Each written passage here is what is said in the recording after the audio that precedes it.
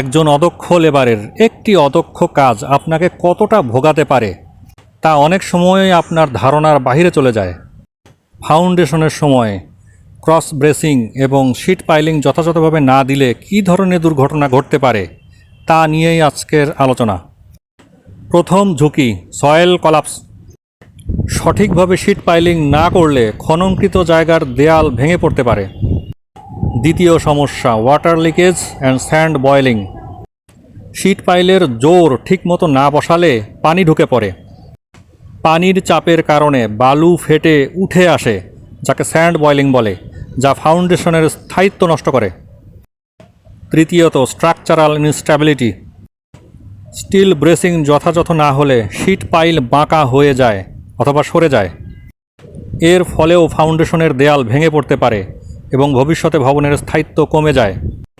একবার ভুলভাবে sheet pile এবং ব্রেসিং বসানো হলে তা পুনরায় মেরামত করতে, অর্থাৎ শীট পাইল এবং ব্রেসিং যথাযথভাবে স্থাপন করতে হলে অতিরিক্ত শ্রম এবং লেবার যায়, সময়ের সাথে সাথে যা আপনার খরচকে আরও বাড়িয়ে তোলে।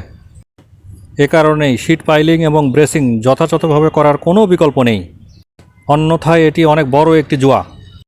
শীট পাইলিং এবং ব্রেসিং যথাযথভাবে করার জন্য সঠিক ডিজাইন এবং পরিকল্পনার বিকল্প নেই।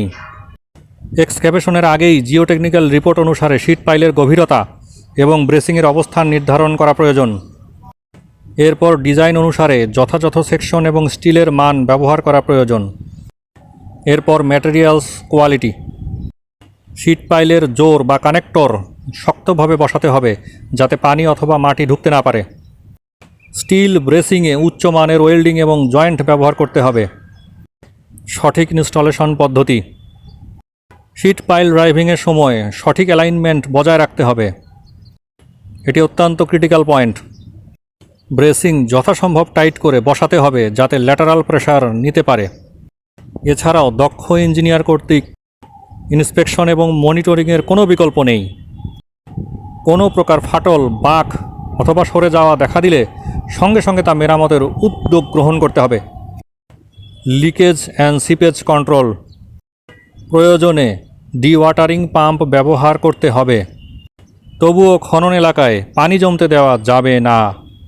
শীট পাইলের নিচে সিপেজ কমানোর জন্য কাট অফ ওয়াল বা গ্রাউট কার্টেন ব্যবহার করা যেতে পারে। নিরাপত্তা ব্যবস্থা। শ্রমিকদের জন্য সেফটি গিয়ার বাধ্যতামূলক করতে হবে। একটি দুর্ঘটনা সারা জীবনের কান্না, এমনটি যেন না হয়। আপনার পাশের ভবনের দিকেও গভীর মনোযোগ রাখতে হবে। সাধারণত হাইরাইজ বিল্ডিংয়ের পাশে কোনো এক্সক্যাভেশন করা হলে সারচার্জ লোড ইমব্যালেন্সের কারণে পাশের ভবনটি ক্ষতিগ্রস্ত হওয়ার ঝুঁকিতে থাকে। ভবনে ফাটল ধরতে পারে, ফাউন্ডেশন ওপেন হয়ে যেতে পারে, ভবন টিল্টেড হয়ে যেতে পারে, বেঁকে যেতে পারে। এছাড়াও ভবনে সেটেলমেন্ট হতে পারে। এই সেটেলমেন্টের কারণেই ভবনে ক্র্যাক তৈরি হবে। অনেক সময় এক্সটার্নাল ক্র্যাকের পরিবর্তে ইন্টারনাল ক্র্যাক ডেভেলপ করতে পারে। ভবনের সেটেলমেন্ট যদি ইউনিফর্ম সেটেলমেন্ট হয় তাহলে ভবন বেঁকে যাবে, আর যদি ডিফারেন্সিয়াল সেটেলমেন্ট হয় যা ভবনের জন্য অত্যন্ত ঝুঁকিপূর্ণ, তাহলে এক্সটার্নাল এবং ইন্টারনাল ক্র্যাক তৈরি হতে পারে। অনেক ক্ষেত্রেই ভবনটি পরবর্তীতে মেরামতের অযোগ্য অথবা বসবাসের অযোগ্য হয়ে যেতে পারে। তাই এসব কারণে শীট পাইলিং এবং স্টিল ব্রেসিং যথেষ্ট গুরুত্ব সহকারে নিতে হবে এবং দক্ষ প্রকৌশলী দ্বারা এদের ডিজাইন করিয়ে নিতে হবে, অন্যথায় এমন পরিস্থিতির সম্মুখীন হতে পারে যা আপনার জন্য অকল্পনীয় ক্ষতি ডেকে আনতে পারে।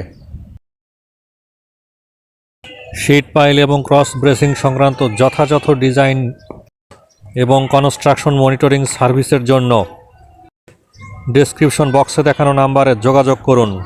প্রকৌশলী আহসান।